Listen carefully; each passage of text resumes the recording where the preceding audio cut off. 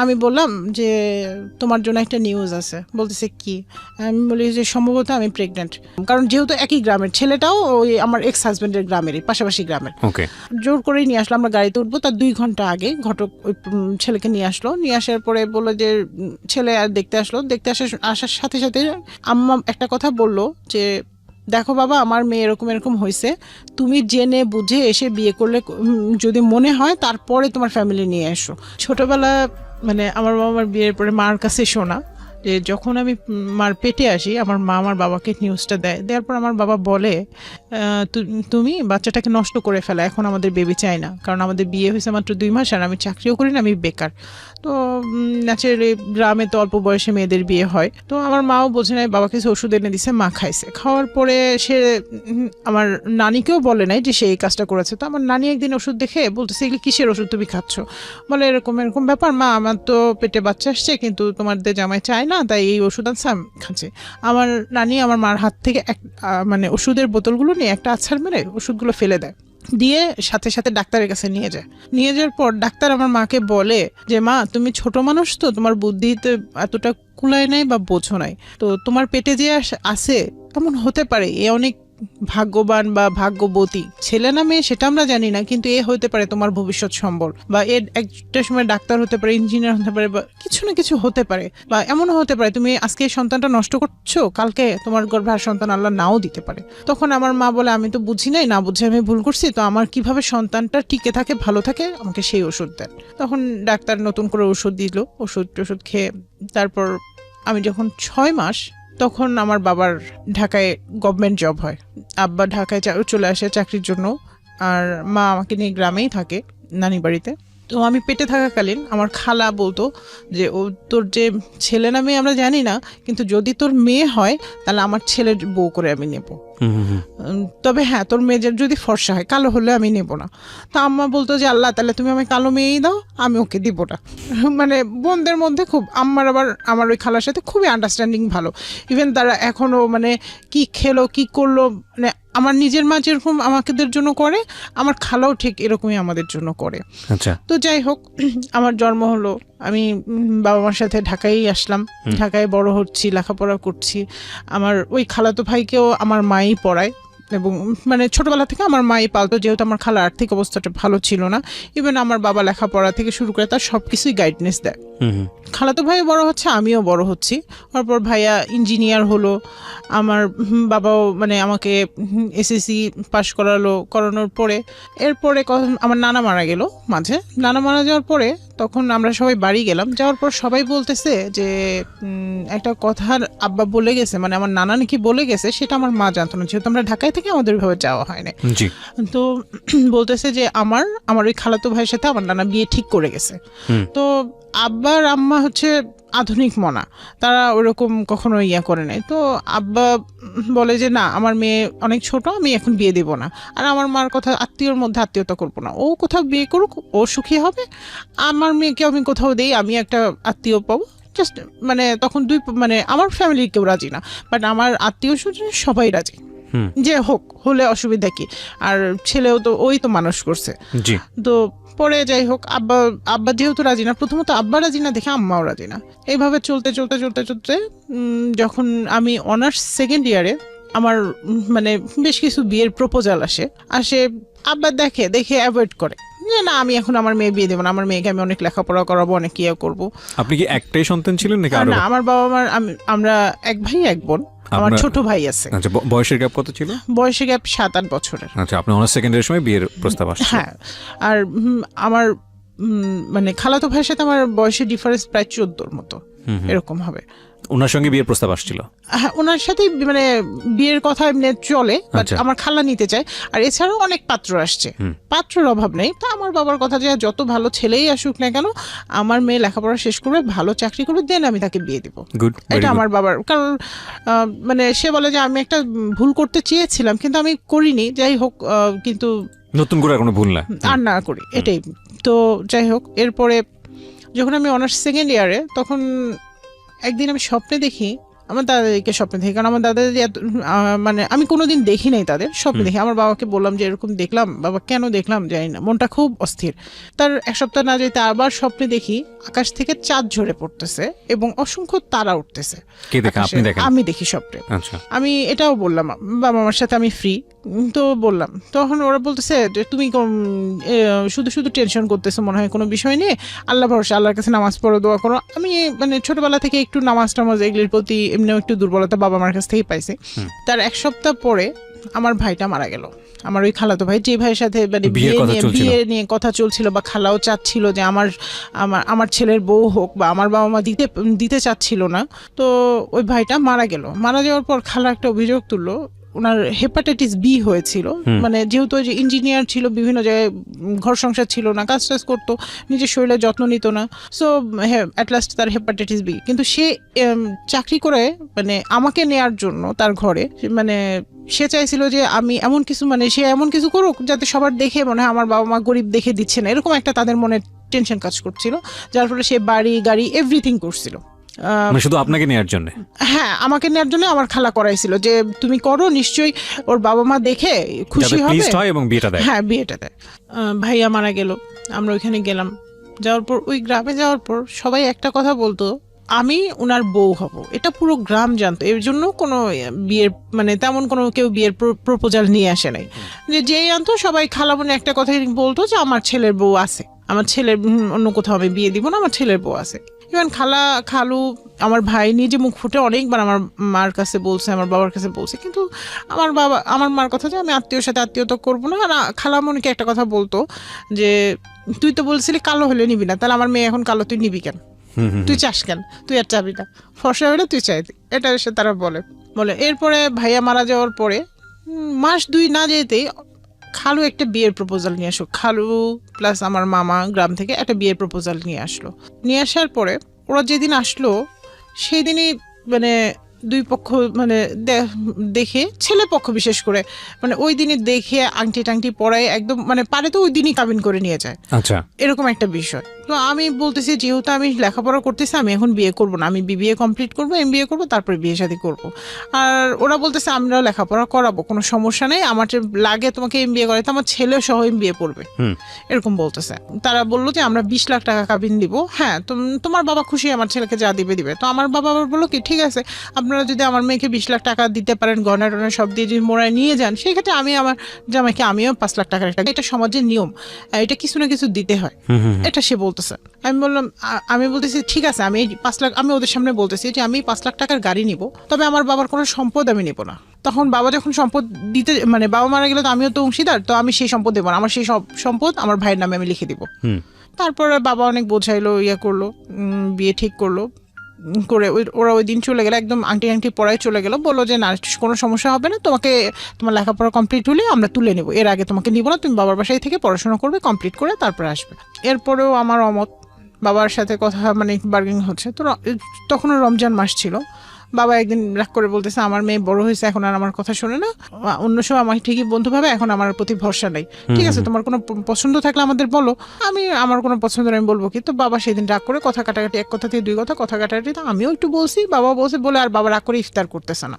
আচ্ছা, আজান দিয়েছে, ইফতার করতেছে না, বিষয়টা খারাপ লাগলো। পরে বাবাকে বললাম যে বাবা আমি বিয়ে করব, আমি তোমার এই পছন্দের ছেলেকেই বিয়ে করব, আমার তো অন্য কোথাও পছন্দ নেই যে আমি অন্য কোথাও করবো, আমি একে বিয়ে করবো, তুমি ইফতারটা করো। রিকোয়েস্ট করার পরে সে ইফতারটা করলো, কারণ আমি একটা মেয়ে হয়ে এটা পারি না যে বাবা ইফতার করতেছে না আমি মানে বাবার কথার অমূল্যায়ন করবো এতটা।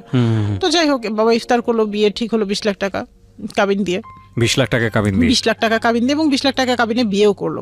কিন্তু বিয়ে করার সময় ওরা যে কথাগুলো বলছিল তার কিছুই কমিটমেন্ট পালন করলো না। টাকাটা দিবে বা এরকম না, টাকা তো না, টাকা দিবে না, আমরা টাকা চাই নাই, কোনো একটা গয়নাও দিল না, বরং উল্টা আর আমার বাবার কাছে ফোন দিয়ে আবার ফোনে টাকা নিছে, 2 লাখ টাকা নিয়ে সে ওই টাকায় আব্বার টাকায় মানে বলছে যে আমার তো এই মুহূর্তে ব্যবসা খারাপ, মানে আমার শ্বশুর ছিল ব্যবসায়ী, তো বলতেছে আমার ব্যবসা তো ভালো না, তো আপনি আমাকে 2 লাখ টাকা ধার দেন, পরে আমি আপনাকে ফেরত দিব, এটা বলছে আব্বাকে। তো আব্বা বলছে যে ঠিক আছে, যেহেতু একটা মান সম্মানেরও ব্যাপার, ঠিক আছে আমি গয়না নেবো না, আপনি বানাইতে চাচ্ছেন এখন, ঠিক আছে আমি টাকা পাঠিয়ে দিচ্ছি। 2 লাখ টাকা পাঠিয়ে দেয়, তারা সামথিং গয়নাগাটি মানে বিয়ের যা শপিং এটা করে এবং গয়নাও কেনে, বিয়ে হয়, গ্রামে বিয়ে হয় আমার। গ্রামে মামা বাড়িতে বিয়ে হয় এবং খুব ধুমধাম করে অনুষ্ঠান করে মামা বাড়ি নানা বাড়ি সব গ্রাম দাদা বাড়ি সব গ্রামের মানুষ সেখানে একত্রিত হয়। এত মানে আনন্দ করে, মানে এমন কেউ নেই ছোট থেকে বড় শুরু করে, মানে খুব আনন্দ, নাচ গান, মানে রোজা থেকেও তাদের ক্লান্তি নাই, এত আনন্দ। রাতের বেলায় মানে বিয়ে যে কাবিনটা হলো, এরপর সাথে সাথে আমার শ্বশুর শুরু করছে আমি আমার বউকে নিয়ে যাব, বাসায় নিয়ে যাব। আমার মা বলে, আমার মা এবং বিশেষ করে আমার মাই রিয়েক্টটা করছে যে আমার মেয়ে লেখাপড়া শেষ করলো না, আপনাদের সাথে কথা একরকম, শুরুতেই যদি কথা মানে বিয়ে দিছি মানে তুলে দিতে হবে, শুরুতেই যদি কথা দুই রকম হয় তাহলে কি হবে, তাহলে আমার মেয়ের ফিউচারটা কি হবে। তো বলতেছে যে না, আমরা 2-1 দিন রেখে আমরা আবার ঢাকায় দিয়ে আসবো। তো আমার মা বলে যে না, আমি আসছি মেয়েকে নিয়ে, আমি মেয়েকে নিয়েই যাব, লাগে জামাই যাবে সাথে, আর যদি না যায় ঠিক আছে থাকবে। পরে উনি ও 2-3 দিন পরে ওর কাজ টাজ গুছায় ঢাকায় আসবে, এসে বেড়াবে এবং ঈদ করবে আমাদের সাথে। তো যাই হোক, এইটা নিয়ে খুব বিশাল বড় একটা গ্যাঞ্জাম বিয়ে বাড়িতেই। তো যাই হোক, এগুলি সবই গেল, ঈদের মধ্যে ছেলে বাড়ি গেল, কিন্তু সে বললো যে দেখো আমি রাজশাহী বাসা নিব, তুমি ওইখান থেকে পড়াশোনা করবে, এখানে আর করবে না। আমার বাবার বাসায় তো নিচ্ছি না, আমি রাজশাহীতে থাকি, আমি যেহেতু রাজশাহীতে জব করি, আমার রাজশাহীতে নেবো। তখন আমি বললাম যে ঠিক আছে, তুমি যদি চাও তাহলে আমি যাব, কারণ আমার কাছে মনে হয়েছে যে আমার সংসারের সুখের জন্য হাজবেন্ডের কথা প্রায়োরিটি দেওয়াটা অনেক বেটার। গেলাম রাজশাহী, ওর সাথে বাসা নিলাম। বাসা নেওয়ার পরে ওরা মানে আমার হাজবেন্ডই দেখলাম যে আমার কাছে ফার্নিচারটা ছিল, বলে তোমার বাবা কিছুই দিবে না, ইয়া করবে না। তো আমি বলছি আমার বাবা তো এগুলো শুরু হয়ে গেছে। হ্যাঁ, প্রথমে 2 দিন পরেই, মানে 2 দিন মানে সে যে বাসা নিয়েই শুরু হয়ে গেছে। তো আমার কাছে বিষয়টা প্রথম অড লাগলো। তো আমি বললাম যে কেন, ফার্নিচার দেওয়ার তো কথা ছিল না, ফার্নিচার বা যখন উঠাই দিবে তখন আমার বাবা দিবে, এখন তো উঠাই দিচ্ছে না, তুমি নিজে স্বেচ্ছায় কোথাও বাসার ইচ্ছো সেখানে আমরা যাচ্ছি থাকছি, সেটা আলাদা বিষয়। তো আব্বাকে বললাম, আব্বা যথারীতি আমার শ্বশুরকে ফোন দিলাম, আমার শ্বশুর আবার খুব চালাক মানুষ। তো বললো যে আমার ছেলেকে আমি, মানে উনি শিখাই দিয়ে উনি আবার দূরে থাকে যে না আমি বলি নাই। তো যাই হোক, এইভাবে মনে করেন চলতে থাকলো। বিয়ের পরে প্রায় 1 থেকে 1.5 বছর চলে গেল। এর মাঝে আমি জানতে পারলাম ছেলে ইঞ্জিনিয়ার না। রাজশাহীতে যে বাসা ভাড়া বা সংসার খরচটা চালায় সেটাও সবকিছুই তার মা আর বাবা বেয়ার করে। আচ্ছা, আমার কাছ থেকে সবকিছু গোপন করে। ইভেন আমার যে জামাটা, আমার যে ড্রেসটা গোপন করেছে। মানে কি আপনার বাবা খোঁজ খবর নেয়নি বিয়ের আগে? আমার বাবা ঢাকায় থাকে, খোঁজ খবর বাবার অনেক ইয়া ছিল, গাফিলতি ছিল। আমার চাচা না করেছিল, অনেকেই না করেছিল, কিন্তু আমার বাবাও যে ওদের কথায় কিভাবে কি হলো তার মাথার মধ্যে, না ছেলে ভালো, ওভারঅল ভালো, বাবা এস্টাবলিশড, একমাত্রই ছেলে, তার নামে বাড়ি গাড়ি সব আছে, সমস্যা কোথায়, এরকম একটা বিষয় ঢুকে গেছিল যে না সমস্যা নাই, ইঞ্জিনিয়ার যখন লেখাপড়া করছে তখন ওই জায়গায় না করলে আমি আরেক জায়গায় চাকরি দিতে পারবো, এরকম একটা বিষয় ঢুকে গেছিল। তো যাই হোক, তার যে সার্টিফিকেট সেটাও ফেক। বুঝতে পারে আমি বললাম যে শোনো, সবই তো যা হয়েছে অসুবিধা নেই, তুমি লেখাপড়া শুরু করো, বা লেখাপড়া না করলে পাশাপাশি কিছু করার চেষ্টা করো। আমি লেখাপড়া MBA-টা ভর্তি হতে চাচ্ছিলাম, আমাকে MBA-টা এবার ভর্তি করো, কারণ অনেক দিন সময় চলে গেছে, ভর্তি করলাম না তুমি। মানে আমার বাবার আর আমার প্রেশারেই ভর্তি করলো, MBA ভর্তি করলো। কিন্তু এর মাঝে তাদের মানে বিভিন্ন সময় বিভিন্ন কিছু চাওয়া, বিশেষ করে যে গাড়ির টাকাটা চাওয়া কিন্তু বন্ধ হয় নাই। তারা গাড়ি নিবে না, কিন্তু গাড়ির 5 লাখ টাকা নেবে। আমার কাছে জিনিসগুলো খারাপ লাগতো যে আমি তো আছি, আমি তো তাদের সংসার থেকে চলে যাই নাই, যে গাড়ির টাকা তারা কেন এভাবে টাকা বারবার। তো অ্যাট লাস্ট আমার যখন MBA জোর করে ভর্তি করলো, প্রত্যেক সেমিস্টারের ফাইনাল পরীক্ষার আগে খুব গ্যাঞ্জাম করতো, মানে কোনো না কোনো অকারেন্স করতো যাতে আমি পরীক্ষা দিতে না পারি, কিন্তু আমি ওর মধ্যেই পরীক্ষা দিতাম। কখনো বাসায় অনেক মেহমান নিয়ে এসে, মনে করেন 3-4 দিন ধরে আত্মীয় স্বজন বোন টোন সব যা আছে নিয়ে এসে রাখতো, আমি ওদের রান্না শেষ করে এরপরেও দেখা গেছে যে আমি নিজের পড়াশোনাটা করে পরীক্ষা দিতে চলে গেছি। দেখা গেছে ওদের টেবিলে খাবার দিছি, দিয়ে আমি চলে গেছি, পরীক্ষা দিয়ে এসে আবার রান্না করে আবার দুপুরে খাবার রেডি করে ওদের খাওয়াইছি। নইলে তো জামাই মানুষ কথা হবে, আসছি মানে ভাইয়ের বাড়ি আসছি, ভাই আমাদের ভাবি এরকম করছে। যে মানুষ আমি মার বাড়িতে মানে কোনোদিন ভাতও রান্না করি নাই একারে, তো শ্বশুর বাড়িতে যে সব শিখে গেছি পরিস্থিতিতে পড়ে, রান্না থেকে শুরু করে সব শিখে গেছি, মেনটেন করা কিভাবে কি করতে হয় সব শিখে গেছে। এরপর আমার MBA 2nd সেমিস্টার ফাইনাল আসলো। তখন তারা মানে যখন দেখলো যে আমরা কোনো কিছু দিয়ে ওকে আটকাতে পারি না, ও পরীক্ষা দেয় এবং ভালো রেজাল্ট করে, তখন কি করলো, পরীক্ষা চলতেছে, 2টা পরীক্ষা আমি দিয়েছি, আর 2টা পরীক্ষা দেওয়ার আগে সে বললো যে গ্রাম থেকে ফোন আসলো, আমার শ্বশুর খুব মরমর অবস্থা, মানে খুবই অসুস্থ, যে মৃত্যুর সাথে পাঞ্জা লড়তেছে, এরকম শুনলে সবাই চলে যায়। আমি আমার হাজব্যান্ডের সাথে গেলাম, যাওয়ার সময় আমাকে বলতেছে গয়নাগুলো নিয়ে নিবে, তোমার যে গয়না আছে এখানে সেগুলো নিবে, আর অন্য কিছু নেওয়ার দরকার নেই, আর 2টা জামা কাপড় যা লাগে টুকটাক নিও, কারণ এটা ওদের প্ল্যান ছিল, আমি জানতাম না। তো যাওয়ার পরে আমি দেখি আমার শ্বশুর অতটা অসুস্থ না। তো আমি বললাম যে দেখো আমার তো পরীক্ষা, তা আমি পরীক্ষাটা দেই। ও হ্যাঁ, ও আবার আমার সাথে MBA ভর্তি হয়েছে, কিন্তু পড়াশোনা ফেক সার্টিফিকেট, ওরা আবার সার্টিফিকেট দিতে বলছিল, ও দিতে পারে নাই। ও তখন ওইখানে বলছিল যে আমি সার্টিফিকেট আমি পরে দিব। আমি পরে দিয়ে দিব, সমস্যা নেই। তো ওরা মনে করছে যেহেতু 2 বছর ওর লাগবে, এর মাঝে দিয়ে দিবে হয়তোবা।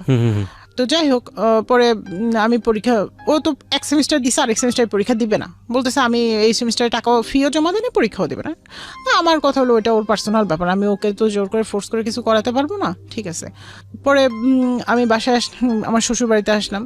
আম্মা কেন জানি আমাকে ফোনে বলতেছিল, আমি যখন বলতেছিলাম আম্মা বলতেছিল, মা খুব তুমি সাবধান, নইলে তুমি করো, তুমি তোমার চাচার বাসায় থেকে যাও, তুমি যদি ওখানে যেতে না চাও। আমি বলে যে আমার শ্বশুর বাড়ি, শ্বশুর অসুস্থ না গেলে মানুষ কি বলবে, খারাপ বলবে। মানে মনে হয় যে মার মনে, মা বাবার মনে সবকিছু আগেই বলে দেয়, বিশেষ করে মার মনটা। তো যাই হোক, আমি ওখানে যাওয়ার পরে আমি ওদের বলতেছি যে দেখো আমি পরীক্ষা দিতে যাব, আমি অসুস্থ, আমি শরীর ভালো না, কিন্তু আমি তবুও আমি পরীক্ষা দিতে যাব, আমাকে রাজশাহী যেতে দাও, আমি বাসায় থাকবো, প্রয়োজন তুমি থাকো, তোমার বাবা অসুস্থ তুমি থাকো, ডাক্তার দেখাও, আমার তো দরকার নাই। না, ওরা আমাকে পরীক্ষা দিতে, তো বললো যে আব্বাকে হসপিটালে ভর্তি দেবে। অ্যাজমা রুগী যেহেতু যে শ্বাসকষ্টটা প্রবলেম হয়, অনেক সময় নেবুলাইজার লাগে, তো ওটা ওষুধটা ওনার কাছে ছিল না, তো হসপিটালে নিয়ে গেল। তো আমাকে বললো চলো চলো তুমিও চলো, তুমি না গেলে কি? এ বলে ভাই আমার ব্যাগটা কিচ্ছু নিতে দেয় না, ইভেন আমার হাতের যে ব্যাগের মধ্যে আমার অর্নামেন্টস ছিল, পরে আমি মানে ওর সাথেই চলে যাই, ওগুলি কিছুই কিন্তু আমার সাথে নাই।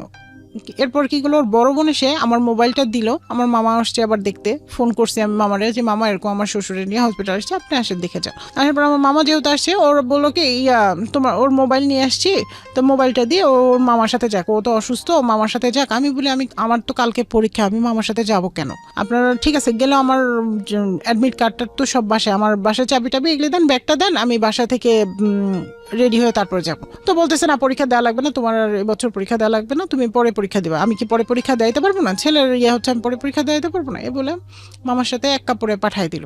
দেওয়ার পর আমি সেদিন থাকলাম সারাদিন, কোনো ফোন নাই, ওদের কোনো ফোনও নাই, কিছু নাই। পরে আব্বা বললো যে দেখো মা, তোমার তো কাপড় চোপড় কিছুর দরকার নেই, আমি সব তোমাকে আবার দেবো, তুমি আমার একমাত্র মেয়ে, আর আমার যা আছে সব তোমাদের 2 ভাই বোনের, এখানে অন্য কোনো ব্যক্তির না। তুমি পরীক্ষা দিতে চাইলে আমি সব অ্যারেঞ্জ করে দিচ্ছি, তুমি যে পরীক্ষা দিয়ে আসো, তোমার চাচা বাসায় তুমি থাকবা। ওরা আমার ব্যাগ থেকে চাবি, অ্যাডমিট কার্ড, গয়নাপত্র যা আছে এভরিথিং রেখে দিছে, কোনো কিছুই আমাকে দেয় নাই।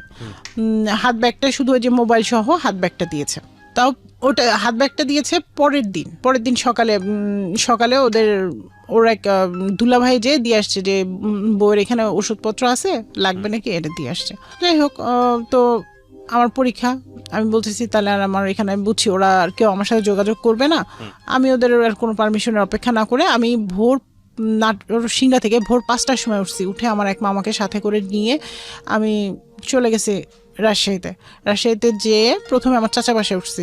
ওঠার পর চাচা পরে সাথে আরেকজন লোক দিয়ে পরীক্ষার হলে পাঠিয়ে দিচ্ছে, যে বলা যায় না ওরা কোনো ক্রাইম করে বসে কিনা। পরীক্ষা দিলাম, পরীক্ষা নিজের মতো দিয়ে পরে আব্বা আবার টিকিট কেটে দিল, আমি ঢাকায় ব্যাক করলাম। আব্বা বলে যে ওখানে ফিরে যাওয়ার দরকার নেই, তুমি এভাবে পরীক্ষা দিছো, এর ফল ভালো হবে না, তো তুমি ঢাকায় ব্যাক করো।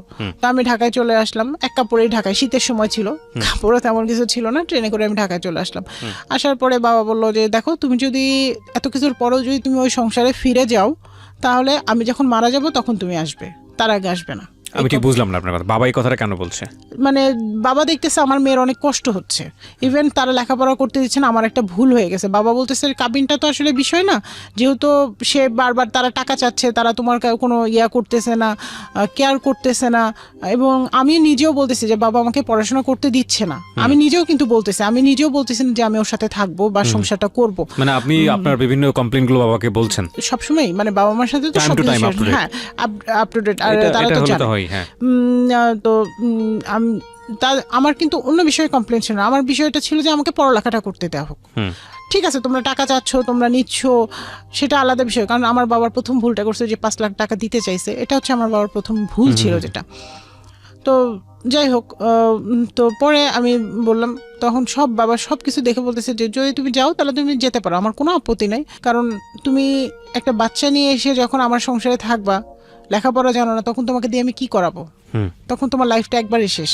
ইভেন আমার কয়েকজন ফ্রেন্ডও বোঝালো আমাকে। এটা কে বলেছে আপনাকে? এটা আমার বাবাই বললো আমাকে। আচ্ছা, আমার বাবাই বললো, ইভেন প্লাস সাথে আমার কিছু ফ্রেন্ডরাও বললো, ফ্রেন্ডরা বললো যে তারা কেউ মেজর পারসন, কেউ আর্মি পারসন, মানে বড় বড় অনেক উপরে, কেউ পজিটিভ বলছিল না, বলছিল না ঠিক আছে তোমার এখানে গিভ আপ করাটাই শেষ। হ্যাঁ, কারণ তুমি যেহেতু এইভাবে ফাইট করে সে পরীক্ষা দিছে, এখন তুমি ওই সংসারে গেলে তোমাকে ওরা এমন ভাবে টর্চার করবে যেটা বিগত দিনে করে আসছে। আমি মানে বললাম না যে ওদের টর্চারের তো যেটা বিগত দিনে করছে, ইভেন তারা আমার মামাকে বলেই বসছে, বড় মামাকে বলছে, বাজারে দেখা হয়েছে একই গ্রামে যেহেতু।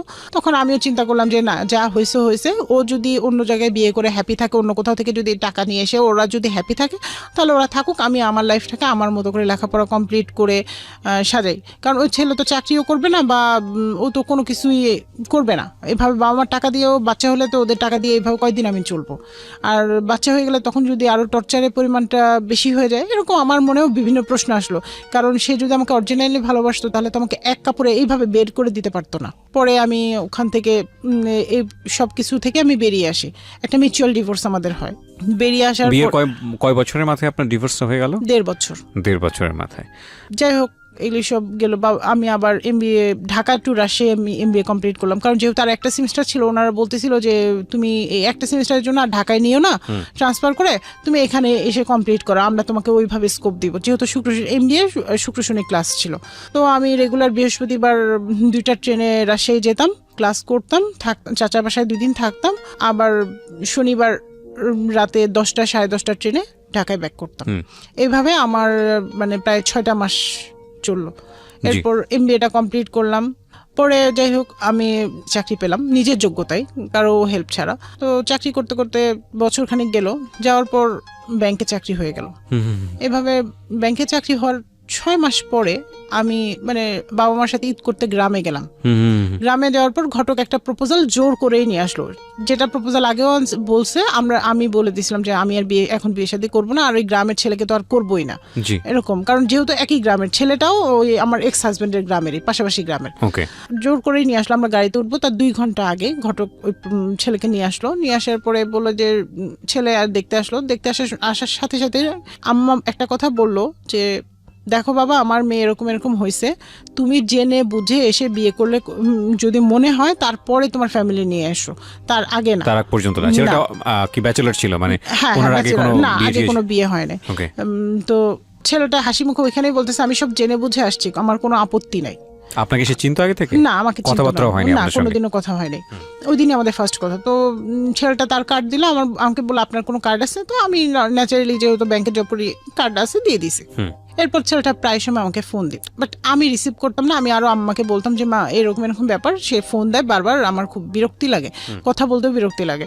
তো তাকে তো বলাই হয়েছে যদি সে বিয়ে করতে চায়, তার যদি এত ইচ্ছা থাকে তার ফ্যামিলি নিয়ে আসুক, কেন আমাকে বারবার এইভাবে ফোন করে ডিস্টার্ব। তো মানে যখন অ্যাট লাস্ট সে আমার অফিসে হেড অফিস এবং গুলশান কর্পোরেটে 2টা অফিসে আমার অ্যাবসেন্সে সে বারবার গেল। যাওয়ার পর অফিস থেকে আমার কাছে একটা কমপ্লেন আসে যে আপনার অ্যাবসেন্সে কে জানে আপনাকে খোঁজ করতে আসে একজন ছেলে।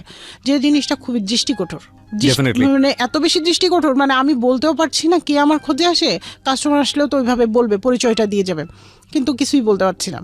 তো এই বিষয়টা হেড অফিসে ভালো একটা আলোড়ন সৃষ্টি করে যে একটা মেয়েকে খুঁজতে আসে, এটা নিয়ে ইয়ে হয়। যাই হোক, এর মধ্যে ও কী করলো, আমাকে যখন ফোনে এইভাবে যখন সব মিলায়, যখন আমাকে যখন পাচ্ছিল না বা আমি যখন তার সাথে যোগাযোগ করতে চাচ্ছিলাম না, অ্যাভয়েড করছিলাম, তখন সে মেসেজ দেওয়া শুরু করলো। তো কিছু না বলে আম্মাকে দেখালাম, দেখায় আম্মা বলে চুপ করে রেখে দে, এই এত দরকার নেই, এইগুলি পোলাপান এইগুলি করে অনেক। আর যেহেতু আমারও ওরকম এজ না যে আমি ওরকম প্রেমে পড়বো বা এরকম কিছু। পরে আস্তে আস্তে এভাবে মেসেজ দেওয়া তার বাড়তেই থাকলো, কন্টিনিউয়াস মেসেজ দিতে থাকে, এবং মেসেজের অ্যান্সার না দিলে মানুষ কত বিজি, একটা অ্যান্সারও দেয় না, একটা ফোনও দেয় না, মানে জাস্ট যেভাবে আমাকে পটানো যায়। 10 দিন মেসেজ পেতে তো একদিন আমারও একটু হলেও মনটা ইয়া হবে যে না। তো পরে আস্তে আস্তে ফোনে কথাও শুরু হলো আমাদের। কথা শুরু হওয়ার পর সে আমাকে ইমোশনালি কিছু ব্ল্যাকমেল করলো। ইমোশনালি ব্ল্যাকমেল বলতে সে শুরু করলো, বলতেছে যে আমি গরিব দেখে আমাকে বিয়ে করবেন না। আমার এই জিনিসটা খুব ইমোশনাল আঘাত করলো, কারণ আমার প্রিভিয়াসে আমার ভাইটা কিন্তু মারা গিয়েছে, যে সে গরিব দেখে তাকে দেয় না। আমার খালা কিন্তু সবসময় আমাদের একটা কথা, মানে ডিভোর্স হওয়ার পরেও বলতো যে আমার ছেলের সাথে যদি দিতি তাহলে তোর মেয়ের কপালটা এরকম হইতো না। আমি কোনোদিন কি তোর মেয়েকে এত কষ্ট দিতাম? আর আমার ছেলে, মানে আমার কাছে মনে হয়েছে যে আমি নিজে একটু অপরাধী হয়ে গেছি। পরে আমি বললাম যে ঠিক আছে, আপনার যদি এত আমাকে বিয়ে করার ইচ্ছা থাকে তো আপনার ফ্যামিলি সহ আসেন। তো তার ফ্যামিলি সহ আসলো, আসার পর দেখলো, দেখার পরে তারা আবার দাওয়াত করলো। এর মাঝে সে একদিন আমাকে ফোনে বলতেছে আমি আপনাকে একটা কথা বলবো, এই কথার প্রেক্ষিতে আপনি বিয়ে ভেঙে দেবেন না। আমাদের বিয়েটা প্রায় 50% তখন মানে প্রসেসিং চলতেছে, 50% হয়ে গেছে, ওর সাইড থেকে 100%, আমাদের সাইড থেকে 50%।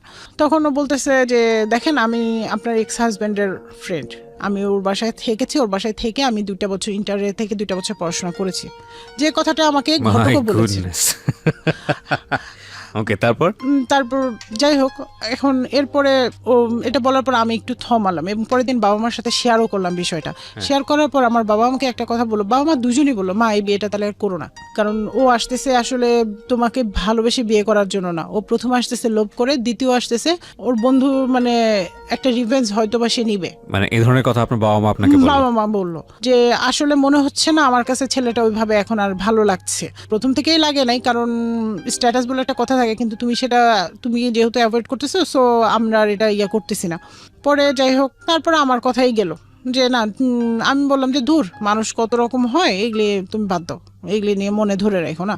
ও তো হ্যাঁ, তো এই কথাটা বলার আগে আমাকে আবার কসম করিয়ে নিয়েছিল যে বলো যে কথা দেন, আপনি আমাকে কথা দেন যে আপনি বিয়েটা ভেঙে দিবেন না। তো আমি কথা দিয়েছিলাম, সো আমি আর নড়তে পারি নাই যে না আমি বিয়েটা ভেঙে, কারণ আমি যদি না বলি তাহলে কিন্তু বিয়েটা ভেঙে যায়, আর হয় না। পরের সপ্তাহে বাবা মা গেল, ওদের ওইখানে যাওয়ার পর ওদের আচরণ ভালো লাগে নাই, আমার বাবা মার লাগে নাই। আমার বাবা মা ভাই গেছে, ছোট ভাই, আচরণ ভালো লাগে নাই। তো কাবিন নিয়ে বার্গেনিং, ওরা বলতেছে 2 লাখ টাকা কাবিন দিব, ছেলে বলতেছে 2 লাখ টাকা কাবিন দিব। তো আমাকে SMS-ও করলো যে আমি আপনাকে 2 লাখ টাকা কাবিন দিয়ে বিয়ে করতে চাচ্ছি, বাট আপনার বাবা কাবিন অনেক বেশি 6 লাখ টাকা চাচ্ছে, কিন্তু আমার তো এটা সামর্থ্য নেই, ইসলামের তো আপনি জানেনই, তো আপনি যদি একটু বলেন আপনার বাবা মাকে। তখন আমি চিন্তা করলাম যে একটা মানুষ ভালোবেসে জেনে বুঝে তো আসতেছে, তাকে তো আমি কিছু হাইড করি নাই, সো আমার এখানে ভয় কিসের। তো আমি বাবাকে, আমার ছোট ভাইকে বললাম যে যা কাবিন দিতে চাইছে তাই দিয়ে রাজি হও, আমার কাবিনের দরকার নেই, আমি টাকা দিয়ে কি করবো, আমি অন্যের টাকা নিবো কেন, এরকম একটা বিষয় বললাম। আর সংসার করলেও সারা জীবন 20 লাখ টাকা থাকলেও করবে, না থাকলেও করবে, 2 লাখ টাকা তো এটাতেও করবে, এরকম একটা বললাম।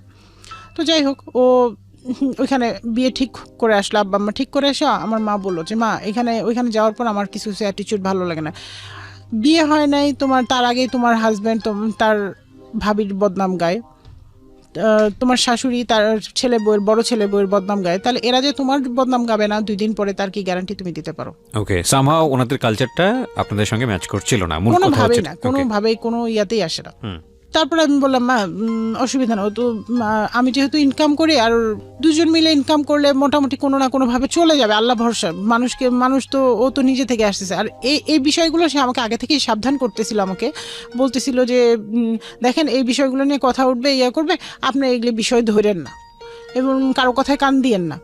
তো যাই হোক, তো বিয়ে পড়ানোর ঠিক কয়েকদিন আগে ও আমরা নিজেরাই সবাই শপিং করছি, এটা ঠিক যে আমার বাবা মা ওর শপিং করছে এবং ও টাকা পয়সা মানে নিয়ে আমাদের বাসায় আসছে, আমাকে বলছে যে 30,000 টাকার মধ্যে শপিং শেষ করতে হবে। এর মানে আমার অত বেশি অ্যাবিলিটি নাই, আর যদি বলেন তাহলে আমাকে লোন করতে হবে, অলরেডি সে 40,000 টাকা লোন করছে অফিস থেকে বিয়ের জন্য। তো আমি চিন্তা করছি সংসার যেহেতু দুজনার, সো এত লোন করে নিজেদের কাঁধে বোঝা বাড়ায় লাভ নাই, কারণ পরে আমি বলছি যে না আপনি অল্প টাকা লোন করেন, যে আমি অল্প টাকাই শপিং করবো, আমি 30,000 টাকা আমার ওভারঅল সব শপিং শেষ করি বিয়ের। আর আমার বাবাতে দিয়ে বিয়ের অনুষ্ঠান থেকে শুরু করে সব টোটালি নিজেই করতেছে, সো মানে আমি বলতেছি আপনাদের তাহলে ওইভাবে খরচ করার দরকার নেই, কারণ আমার সংসারে যদি লোডটা বাড়ে তাহলে তো বোঝাটা চিন্তাটা তো আমারই হবে, এই চিন্তাটা আমি করছি। ও আবার আরেকটা কথা বলে যে দেখেন বিয়ের দিন অনেক আত্মীয় স্বজন থাকবে, থাকবে, আমি চাই না আপনাকে ওইভাবে প্রেজেন্ট করতে সবার সামনে, তো আমরা তো জানি যে আপনার এটা সেকেন্ড ম্যারেজ, তো আপনার কাজীকে সেকেন্ড ম্যারেজের কথা না বলে আপনি ওখানে বলেন যে সেকেন্ড ম্যারেজ কিন্তু কুমারী লেখেন, ওইখানে ডিভোর্সিটা লিখতে দিয়েন না। এটা আপনি বললেন? আমি না, ছেলে বললো, ছেলে আমাকে বললো।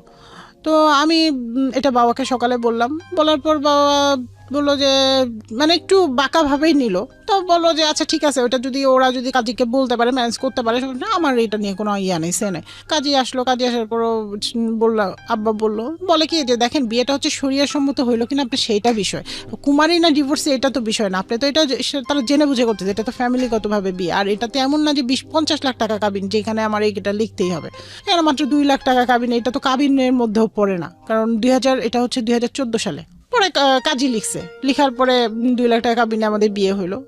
বিয়ের পর থেকে শুরু, বিয়ের যেদিন হইলো পরের দিন থেকে মানে একদিন পরে সে আমাকে তার বাবার বাসায় নিয়ে যায় নাই, তার ভাইয়ের বাসায় নিয়ে যায় না, কোথাও নিয়ে যায় না, আমার বাবার বাসায় রাখছে, মানে ঘর জামাই যেটা বলে। আমাকে বলতেছে যে বাসা নিতে গেলে তো সময় লাগবে, তো আমরা কয়েকদিন এখানেই থাকি। ঠিক আছে থাকি, সমস্যা কি। তো এরপরে আব্বা দিল ফার্নিচার কেনার জন্য কিছু টাকা, যে ঠিক আছে যেহেতু তোমরা আমাদের সাথে আসো আপাতত কিছু ফার্নিচার নিয়ে আসো, যেটা দিয়ে অন্তত চলো, এরপরে তো আমি তো ফার্নিচার পরে দিব, সেটা ওদের সামনে আর বলে নাই, আব্বা বললো, আমাকে বললো। তো 50,000 টাকার মতো দিল, এটা দিয়ে আমরা খাট ছিল, স্টিলের শোকেস, একটা আলমিরা এলে মানে টুকটাক আর কি, যেটা কাপড় চোপড় রাখার জন্য একান্তই দরকার। আমি বললাম যে তোমার মা অসুস্থ, তুমি এখানে আসো, ঠিক আছে তুমি যাচ্ছ, তাহলে আমিও তোমার সাথে তোমার ভাইয়ের বাসায়। বলে ভাইয়ের বাসায় পরিবেশ ভালো না, তুমি যে থাকতে পারবা? আমি বলি হ্যাঁ পারবো না কেন, বিয়ে যখন করছি তখন তো থাকতে হবে, সব জায়গায় মানিতে হবে। গেলাম ভাইয়ের বাসায়, যেয়ে দেখলাম এক রুম, ওরকম ভাবে মানে না মানে বস্তিতে এক রুম নিয়ে মানে তাকে থাকতে দিছে। যাই হোক, সেটা যার পার্সোনাল ব্যাপারে, এখানে আমার বলার কিছু নাই। আমি জোর করেই থাকলাম, বলতে গেলে ওর সাথে জোর করেই গেলাম এবং জোর করে থাকলাম। ওখান থেকে আসার পরে আমাকে বলতেছে যে এরকম দেখো ভাবি না একটা জিনিস বাঁকা চোখে নিচ্ছে। কি বাঁকা চোখে নিচ্ছে? মাত্র 50,000 টাকা দিছে আব্বা কেনাকাটার জন্য, এই জিনিসটা ভাবি খুব বাঁকা ভাবে নিছে। ভাবি আমাকে ভাইয়ের সামনে কেমন ইনসাল্ট করছে, এরকম বলতেছে। তো আমি বলতেছি যে দেখো এইটা নিয়ে তো এত বেশি ম্যাটার হওয়ার বিষয় না। আর ভাবি, যে ভাবির এত বদনাম গাইছো, সেই ভাবি নিয়ে এখন এত মাথা ব্যথা কেন? ট্রু, ভাবি তো খারাপ। তুমি বলে হ্যাঁ আসলে ভাবি খারাপ, তখন গেল অ্যাভয়েড করলো। মানে আমাকে শোনায় নিল, আগে শোনায় নিয়ে পরে অ্যাভয়েড করতেছে। হ্যাঁ, তারপরে গেল। এটা যাওয়ার পর একদিন পরে এসে বলতেছে আমার অফিসে ভালো বিহেভ করতেছে না বসেরা, লোনটা শোধ করে দিতে হবে। লোনটা শোধ না করলে বসেরা ভালো বিহেভ করতেছে না। 40,000 টাকা তার যেটা লোন আছে। তো ভাইয়া এটা জানছে, যাই না ভাবি বলছে ভাবির বাপের বাড়ি থেকে 30,000 টাকা নিয়ে এসে সেটা দিয়ে অন্তত লোনটা ক্লোজ করতে। আমার কাছে খুব আশ্চর্য লাগলো, যেই ভাবি এত খারাপ ছিল সেই ভাবির বাপের বাড়ি থেকে 30,000 টাকা, যেভাবে ভাই এত টাকা থাকা সত্ত্বেও বিয়ে করার মানে বিয়ের সময় 1 পয়সাও দিল না। ইভেন বউকে, যে নতুন বউকে একটা গিফট দিতে হয় সেটাও দিল না। মানে কি বলবো, বলার এখানে আসলে নিজের কাছে খুব আশ্চর্য লাগছে জীবনের। তো আমি বললাম যে এটা তো আমার দৃষ্টিতে ভালো না, যে ভাবি কেন দিবে? ভাইয়ের থাকলে ভাই যদি দেয় সেটা আলাদা বিষয়, ভাই দিবে না, ভাবি কেন বাপের বাড়ির টাকা এনে দিবে? তো পরে আমি বললাম যে যেহেতু যে বিয়ের গিফট থেকে টাকা উঠছিল, আমার কাছে প্রায় 10-15 হাজার টাকা ছিল, সব মিলে ওর হাতে 20,000 টাকা তুলে দিলাম। দিয়ে বললাম যে এটা তুমি দিয়ে দাও, দিয়ে আর বাকি 20,000 টাকা আস্তে আস্তে প্রত্যেক মাসের স্যালারি থেকে দিব। এটা বললাম। আমরা কোথাও ঘুরতেও গেলাম না, কোথাও না, আমার বাবার বাড়িতেই থাকা। এর মধ্যে এখন আমি বলবো ওকে যে প্রেশার ক্রিয়েট করবো, বাসা নাও, তো টাকা কই? বাসা ভাড়া নিতে গেলেও তো টাকা লাগবে, অ্যাডভান্স দিতে হবে, ইয়ে করতে হবে, টাকা না থাকলে কেউ তো আর বাসায় ইয়ে দিবে না। তখন আম্মা বিষয়টা বুঝলো, তখন ও বলতেছে যে ও আমাকে বলতেছিল যে আমি বাইরে থাকি, তুমি এখানে থাকো। আমার কাছে বিষয়টা এরকম যে বিয়ে হয়েছে, ও এক জায়গায় থাকবে আমি এক জায়গায় থাকবে, এটা কেন? তখন আম্মা বললো ঠিক আছে, তোমরা যতদিন তোমাদের সমস্যা সলভ না হয় তোমরা এখানেই থাকো, যদি পারো কিছু কন্ট্রিবিউট করো তোমার শ্বশুরের সাথে, না পারলে না করো। প্রথম ওই যে লোনটা, যেহেতু লোনের টাকাটা মনে করেন আমি দিচ্ছিলাম না, এখানে আমার যেটা জানার, লোনটা আপনি শোধ করছেন কেন? কারণ তার স্যালারি হচ্ছে অনলি ফর 18,000 টাকা। হ্যাঁ, এখন ওটা দিয়ে তো কি ও বাবা মাকে দিবে না নিজের যাওয়া আসার খরচ চালাবে? থাকতেন কই? তখনও থাকতাম বাবার বাসায়। থাকতেন বাবার বাসায় থেকে হাজবেন্ডের লোন পরিশোধ করতেছেন। আর তারপরে আমি চিন্তা করতাম তো সংসার তো দুজনারই, ও একটা মানসিক টেনশনে থাকবে, তার চেয়ে ভালো দুজনে একটু লাইফটা আনন্দে কাটাই না। টাকা পয়সা তো দিলাম না হয়। কত টাকা দিতেন প্রতি মাসে? প্রথমে দিলাম হচ্ছে 20,000 টাকা। আচ্ছা। এরপরে মানে ওর স্যালারিটার থেকে 50% মতো, 50% কখনো 50% কখনো তার চেয়ে বেশি এরকম দিয়ে চলে আসে। মানে পুরোটাই বলতে গেলে একরকম অনেকটা মানে দিয়ে চলে আসে। আমি বলছি যে তোমার স্যালারি উঠায় আনার দরকার না, ওটা দিয়ে লোনটা হোক, অ্যাডজাস্ট। আর আমি চালাচ্ছি আমি এদিকে ম্যাচিউর। সো ফার্স্ট নাইট তো তাকে রাত 2টার সময়, 2:30টার দিকে ফোন দেওয়ার কোনো দরকার হয় না। একটা ম্যাচিউর যেহেতু আমরা, ভাবির সাথে রিলেশনও তো তার ভালো না, সেই ফোনটা নিল। সে আমাকে বোঝালো যে দেখো ভাবি তো এরকমই, ভাবি ওই যে মানুষের কিভাবে দ্বন্দ্ব লাগবে সেই বিষয়টাই কাজ করে, এরকম বললো। একটু বাঁকা করেই বললাম। তখন আমি ন্যাচারালি ওটা ভুলে গেলাম, অ্যাভয়েড করে গেলাম। যেদিন আমরা মানে যাব ওদের বাসায়, ওর ভাইয়ের বাসায়, যে দাওয়াত দিতে, আমার বাবা, আমার ছোট ভাই, আমি, আমার হাজব্যান্ড, মানে আমরা সবাই মিলেই যাবো, একসাথেই যাব। তো সেদিন তার মোবাইলে আমি, ও দুজনই বিছানায় শুয়ে থেকে মোবাইলটা করতে করতে একটা রেকর্ডিং বের হয়ে যায়। রেকর্ডিংটা ছিল দেবর ভাবির কথা। এটা রেকর্ডিং করছে তাদের মেয়ে, ছোট্ট মেয়ে। আমার মানে আমাকে না জানিয়ে আমার অ্যাবসেন্সে মানে তাদের বাসায় যেত, তার ভাইও থাকতো না, তার দেবর ভাবি দুজন থাকতো। এবং দেবর ভাবির কিছু কথা মানে যেটা আমার কাছে এত খারাপ লাগে, এবং অ্যাটলাস্ট ওই কথার মধ্যে থাকে, ভাবি আপনি চিন্তা করেন না, আপনি তো আসেন সবসময় থাকবেনই, আমি তো এটারে বিয়ে করছি, এটা যদি আমার কথা না শুনে টাকা পয়সা না দেয় তাহলে কিলায় দাঁত ভাঙিয়ে দিব আর ছেড়ে দিয়ে চলে আসবো। এরকম কথা ছিল। এই ফোন রেকর্ডটা আপনি কিভাবে শুনলেন? এই ফোন রেকর্ডটা ওই যে ওর সামনে মোবাইল টিপতে টিপতে হঠাৎ গড গিফটেড বের হয়ে গেছে। ওর সামনে এটা বেজে হ্যাঁ গেছে? হ্যাঁ, ওর সামনে এটা বেজে উঠছে এবং ওর সামনে ও তখন মোবাইলটা, এটা যখন দাঁত ভেঙে দিব, দাঁত ভাঙা জবাব দিব, ছেড়ে দিব, এই কথাগুলো আসছিল, তখন ও মোবাইলটা আমার কাছ থেকে কেড়ে নিয়ে যায়, কেড়ে নিয়ে সাথে সাথে ডিলিট করে ফেলে। ডিলিট করে আমাকে বলে যে সরি, আসলে যারা ভালো হয় তাদের মনে হয় সামনে আল্লাহ ভাবে বের হয়ে যায়, এটা তো আমি আসলে জানি না।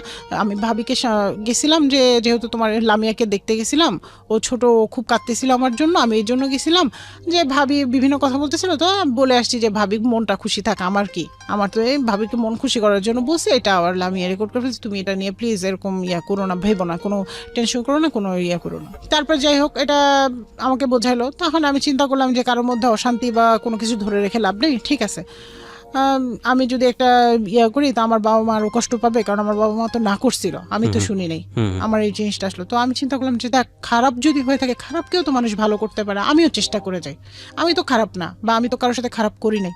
পরে ও আমাকে অনেক বোঝাইলো, করলো। পরে আমি হাত মুখ ধুয়ে ফ্রেশ হয়ে পরে সবার সাথে আমার ভাসুরের বাসায় গেলাম। ঈদ করার পরে আমরা সবাই ঘুরলাম ফিরলাম, আনন্দই করলাম। এভাবে আমি লোন পরিশোধ করে, মানে প্রায় শেষের দিকে চলে আসছিল লোন, ওই মাসে লোনের টাকাটা দিলেই প্রায় শেষ।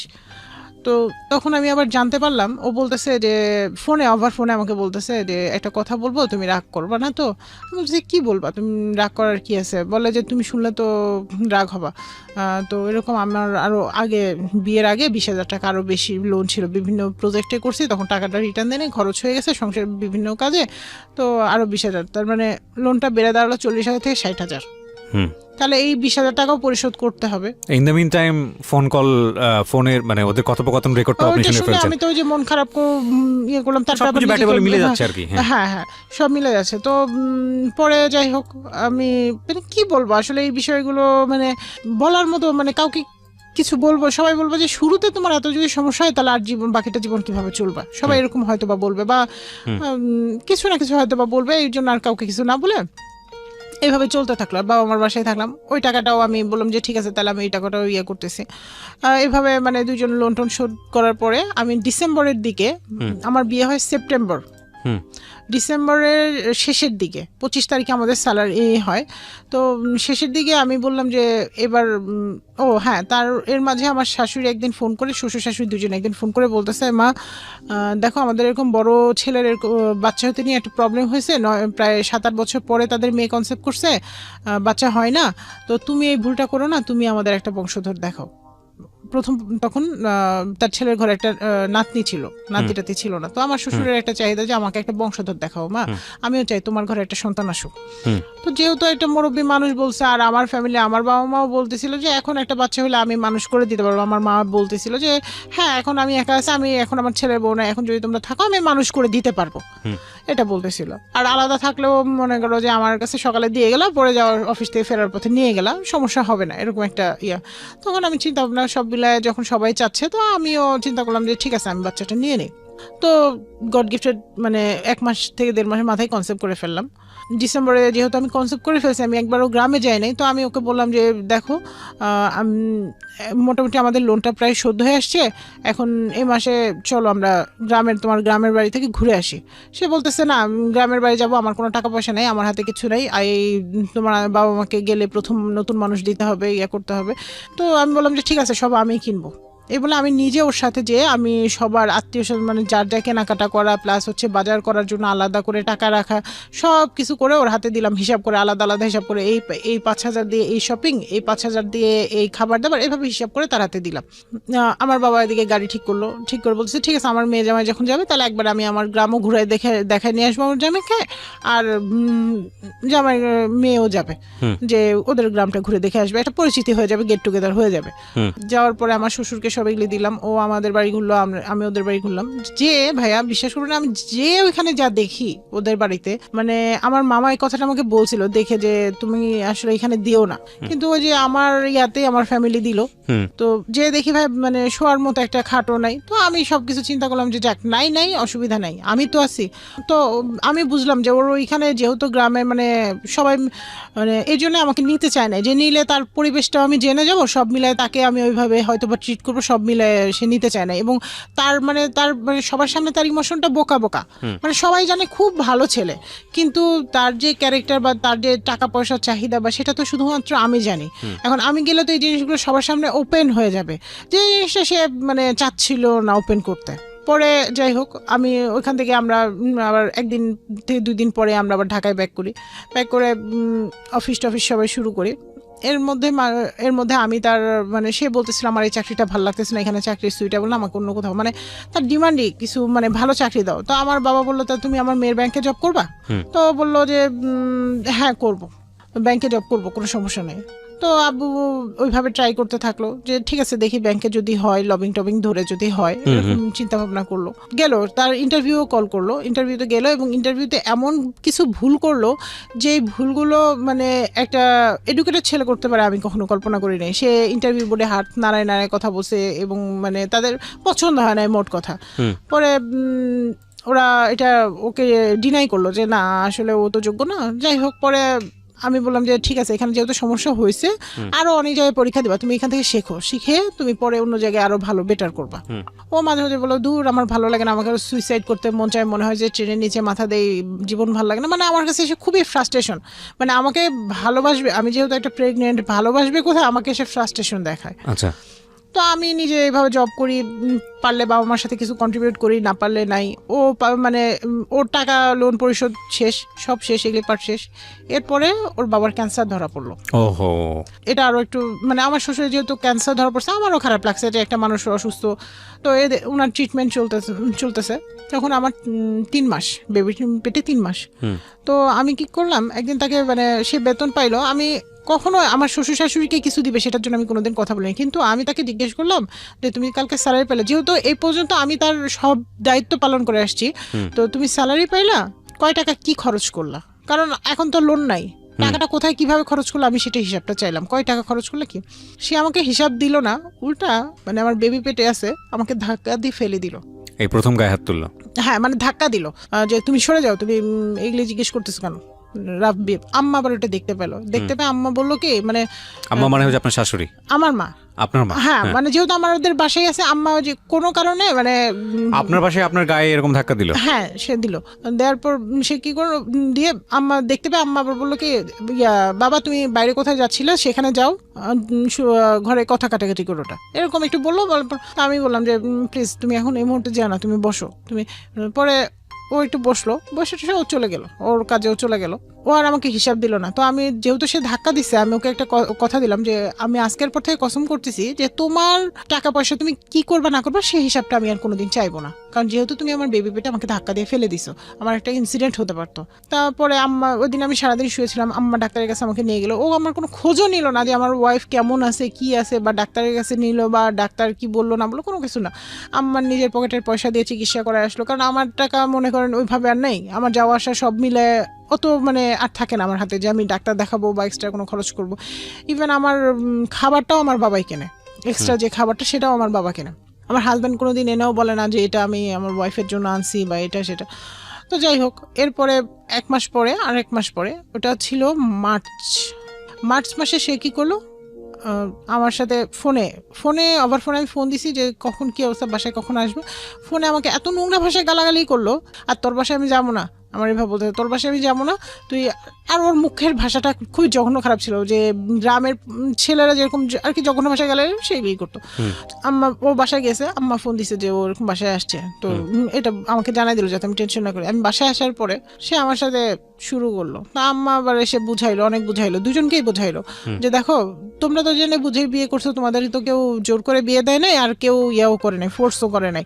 আর ওর যে সিচুয়েশন, সেই সিচুয়েশনে যদি তোমরা এরকম ইয়া করো, তো যাই হোক বুঝাইছে। পরের দিন কি করলো, ও সকালবেলা উঠেই ওর ব্যাগপত্র এবং ওর সার্টিফিকেট, ওর টাকা পয়সা আর ওর কাপড় চোপড় সবসময় আব্বা ইস্ত্রি করে নিয়ে আসতো, আব্বার কাপড়ের সাথে আব্বা, ও কোনোদিন একদিনও নিজের কাপড় নিজে ইস্ত্রি করে নাই বা নিজে নিয়েও যায় নাই। আমাকে বললো যে আমার কাপড় চোপড় দাও, তা আম্মা বললো যে ওই যে ইস্ত্রি করে আসছে, ব্যাগটা নিয়ে এসে আম্মা আবার বের করে সুন্দর মতো ইস্ত্রি করার কাপড়গুলো দিয়ে দিল, যে ওর কাপড় ও চাচ্ছে, ও নিয়ে হয়তো বা আমাকে বলতেছে আমি ইন্টারভিউ দিতে যাবো একটা, ওইখানে আমার গাজীপুর যাবো, আমি 2 দিন পরে আসবো, এটা বলতেছে। আমি বিশ্বাস করে আমি বললাম যে ঠিক আছে, আমার শ্বশুরকে আমি জানাই দিলাম। ও বাসা থেকে বের হয়ে গেল, যার পর আমার শ্বশুরকে বললাম, বলার পর বললো আচ্ছা ঠিক আছে। ও কি করলো, ও গাজীপুর গেল না, ইন্টারভিউ দিতে গেল না, ও ভাইয়ের বাসায় গেল। ভাইয়ের বাসায় যে বসে আছে, বসে থেকে আমাকে ফোন দিছে, বলছে যে তোমার বাসায় আমি আর যাবো না, যদি যাই তো তোমার বাবা মা আমাকে একটা মোটরসাইকেলের 2 লাখ টাকা দিবে। মোটরসাইকেল দিবে সেটা আলাদা বিষয়, কিন্তু মোটরসাইকেলের জন্য 2 লাখ টাকা দিবে এটা কেমন বিষয়? আমার তো 50,000 টাকা দিলেও মোটরসাইকেল কিনতে পাওয়া যায়, যদি এতই মোটরসাইকেল আমাদের দরকার হয়। আর আমাদের তো মোটরসাইকেলের দরকার নাই, আমি মোটরসাইকেল দিয়ে কি করবো যেখানে আমরা ইয়ে করতে পারতেছি না। না মানে তার শর্তই এটা, মোটরসাইকেল দিতে হবে এখন, মানে মোট কথা হলে টাকার দরকার তার। তখন আমার মা দেখলো যে মেয়েটা তো খুব খারাপ অবস্থা। এদিকে আমার শ্বশুর শাশুড়ির সাথে কিন্তু আমি কন্টিনিউস ঘন্টার পর ঘন্টা ফোন দিচ্ছি যে মা আপনার ছেলেকে বোঝান, আসতে বলেন, বাসায় আসতে বলেন, এইরকম অবস্থা, আমার শরীরে একটা ক্ষতি হয়ে গেলে তখন কে রেসপন্সিবিলিটি নেবে? সে বাসায় আসলো না, ইভেন আব্বার হাতে ফোন দিলে আব্বার ফোনও ধরলো না। পরের দিন সে আমাকে ফোন দিয়ে বলতেছে যে ঠিক আছে, আমার শ্বশুরও বলছে, আগে আমার শ্বশুর শাশুড়ি বলছে, আমার ফোন রাতে আব্বা অফ করে দিছে, যে এত কথা বলে এত লোড নিলে আমার মেয়েটা তো বাঁচবে না, কারণ একটা অ্যাক্সিডেন্ট হইলে তো দুইটাই যাবে। তো পরে আর ওই সময় আমার এমন মানে অস্থির লাগতো, মানে আমি নিজেও স্থির থাকতে পারতাম না, মানসিক একটা প্রেশার। সকালবেলা আমার শ্বশুর আম্মার মোবাইলে ফোন দিল, আমার ফোন বন্ধ পেয়ে ফোন দিল, দিয়ে বলতেছে যে মা যাই হোক অনেক কিছু হয়েছে, তুমি একটু তোমার মারে নিয়ে বা তোমার বাবারে নিয়ে যাও, যাই আমার ছেলেরে নিয়ে আসো, ভাইয়ের বাসায় যে নিয়ে আসো, আমার ছেলে বোকা, বয়স নেই তো, আর শ্বশুরবাড়ি থেকে রাগ করে গেছে, লজ্জায় আসতে পারতেছে না। তো আব্বা বলে ঠিক আছে আসতে পারতেছেন, তাহলে তোমার ছোট ভাইরে পাঠাই, আমাদের যাওয়ার দরকার নেই, তোমার ছোট ভাইয়ের সাথে চলে আসবে, সে তার যদি এতই লজ্জা থাকে। তখন ও বলে যে ও আমাকে ফোনে বলতেছে যে দেখো তোমার ছোট ভাই আসলে আসবো না, তুমি আর তোমার মা অথবা তোমার বাবা যে কোনো একজন আসতে হবে। তো গেলাম আমি, আমার মা বললো যে ঠিক আছে যা হয় হবে, কি বলে সেটাই শুনি, যাই কি হয়েছে দেখি কি বলে, কারণ আমার মেয়ের জীবন আগে না আমার অন্য কিছু আগে। গেল, যাওয়ার পর সেইখানে যাওয়ার পর তার ভাবি তো অসংখ্য মানে উল্টাপাল্টা কথা শোনাইলো আমাদের, অনেক কথা যেটা মানে বলার মতো না। আমার দেবররে কি দিছেন, আমার কি দিছেন, আপনাদের সাথে বিয়ে দিছি দেখে আমার দেবররে এরকম নির্যাতন করতেছেন, শারীরিক মানসিক টর্চার করতেছেন, মানে অনেক কথা, আরও কথা বললো। আমাদের যত অকথ্য ভাষায় গালাগাল করা যায় তার ভাই শুনলো, সেও শুনলো। তখন আম্মা কিছু কথা সে মিথ্যা বলছিল, আম্মা মুখের উপর বললো যে বাবা তুমিও তো একটা মায়ের সন্তান, তুমি তো বলো এই কথাগুলো, তোমাকে আমি কোনোদিন বলছি? সে বলে না। তাহলে তুমি এখানে এসে কেনই মিথ্যা কথাগুলো বললা, কেন তোমার বাবার কাছে মিথ্যা কথা বললা? বলে আমি তো বলি না। তখন আমার মা বলতেছে দেখো তুমি বড় ভাই, তুমি তোর বড় ভাই তোমার সামনে আছে, সো তুমি বিচার করো এখন যে এই ছেলেটা কেমন মিথ্য। তো বলে যে ঠিক আছে আন্টি ও যাবে, তবে ও আর বললো যে মোটরসাইকেলের জন্য টাকা। তখন আম্মা বললো যে আমার মেয়ের জীবন আগে, টাকাটা আগে না, তুমি এরকম কয় টাকা চাও, কয় টাকার মোটরসাইকেল, এটা কি আমরা দিতে পারবো না? তোমার এই যে চাকরি লাগতেছে, এটা লাগতেছে, ওইটা লাগতেছে, তোমার সারাক্ষণ প্রবলেম, এত সমস্যা থাকলে আমরা কিভাবে ইয়ে করবো? ঠিক আছে তোমার এই যখন সাথে আরেকটা বললো আমি কোনো সংসার খরচ দিব না, যা সংসার খরচ লাগবে আপনার মেয়ে চালাবে। এটা সামনাসামনি বলে দিল, সামনাসামনি বললো।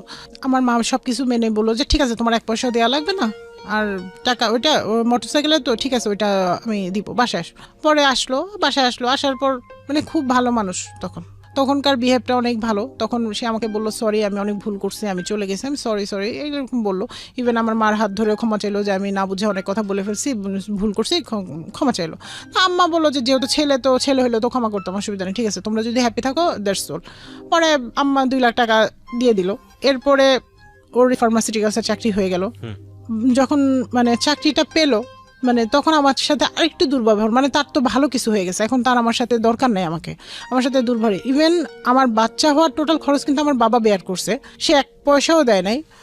বা ইভেন তার ভাই বা সে, তার কাছে আমি নিজের টাকা দিয়েছি, নিজে 5,000 টাকা দিয়ে বলছি যে কোনো কিছু যদি লাগে তোমার কাছে, যেহেতু তুমি এই মুহূর্তে চাকরি ছেড়ে দিছো, হয়তো টাকা পাচ্ছ না, তো এই টাকাটা তুমি রাখো, যদি আমার প্রয়োজনে কিছু লাগে বা কোনো কিছু লাগে। সে সেই টাকা দিয়ে কি করছে, সেই টাকা দিয়ে তার অফিস কলিগদের সাথে রেস্টুরেন্টে খাইছে, বাট আমার বাচ্চা বা আমার জন্য বা একটু মিষ্টিও নিয়ে আসে নাই, সেও না তার ভাইও না, কেউ না। That's very sad. হ্যাঁ, কেউ না। আমার এত খারাপ লাগলো। শুধু তাই না, আবার কি করলো সেদিন আপেল কিনে নিয়ে আসছে, নিয়ে এসে কেটে, যেহেতু প্রথম ছেলে আমার শাশুড়িকে আমি সাথে রাখছি, প্রথম থেকে আমার বাবা মা তাকে নিয়ে আসছে, ইভেন সে আমার সাথে হসপিটালে আসেও, সে একটা আপেল কাটছে, আপেল কেটে তার মাকে বলতেছে খাও, আমার বাবাকে বলতেছে খাও, কিন্তু আমার মাকে আমি ওখানে শুয়ে দেখতেছি, আমার মাকে একবারও বলতেছে না যে মা তুমি নাও। এগুলো খুব দুঃখজনক, মা তুমি নাও এটা বলতেছে না। তো আমার মা নিজে থেকে সে যে ওই প্লেট থেকে একটা আপেলের টুকরো নিয়ে সে খাইলো। তবে আমার এটা ভালো লাগছে যে আমার মা ওটা বুঝতে দেয় না, আমার মা বুঝছে হয়তো আমার মেয়েটা বুঝলে কষ্ট পাবে। তো এটা আমি একসময় আমার হাজব্যান্ডকে বলছিলাম, সে অস্বীকার করছিল, বলে না আমি সবাইকে বলছি। তো যাই হোক, বাচ্চা হওয়ার পর এরপরে বাচ্চা হলো, সে কি করলো, চাকরি পাওয়ার 1 মাস এখান থেকে বাসা থেকে অফিস করলো, ওর অফিসে গাড়ি দিয়ে যায় নিয়ে যায়। 1 মাস পরে সে চলে গেল। যাওয়ার পর বলতেছে যে শোনো, তুমি যদি আমার সাথে সংসার করতে, আমি আর ওইখানে যাব না, আমার ওইখানে সংসার করতে ভালো লাগে না, তুমি আমার সাথে সংসার করতে চাইলে গাজীপুর চলে আসো। আমি বললাম ঠিক আছে, আমি গাজীপুরে সংসার করবো, বাচ্চা নিয়ে আমি গাজীপুরে আসবো, তুমি ওইখানে বাসা নাও। ওর ওই যে কথায় কথায় ওর একটা ছিল যে আমি তোমার সাথে সংসার করবো না, আমি চলে যাবো, বাচ্চা হয়েছে কি, বাচ্চা দিয়ে তুমি আমি আটকাইতে পারবা, এটা বলতো। ও বললো আমি গাজীপুর বাসা না। আমি বললাম গাজীপুরেই আমি যাবো, আমি গাজীপুর, কারণ আমার তখন চাকরির হচ্ছে শুরুর পর্যায়ে, আচ্ছা, মানে আমি পার্মানেন্ট না তখন, তো যার ফলে আমি এই চাকরি ছেড়ে দিলে আমার কোনো নেই, ওরকম না। যে আমার কথা হচ্ছে তুমি যদি স্বাবলম্বী হও তাহলে তোমার টাকায় আমি চলতে পারবো, আমার কোনো সমস্যা নাই।